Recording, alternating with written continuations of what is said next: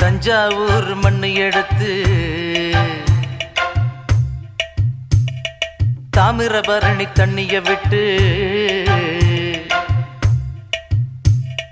தஞ்சாவூர் மண்ணு எடுத்து தாமிரபரணி தண்ணிய விட்டு சேர்த்து சேர்த்து செஞ்சது இந்த பொம்மை. இது பொம்மை இல்ல உண்மை. எத்தனையோ பொம்மை செஞ்ச கண்ணம்மா,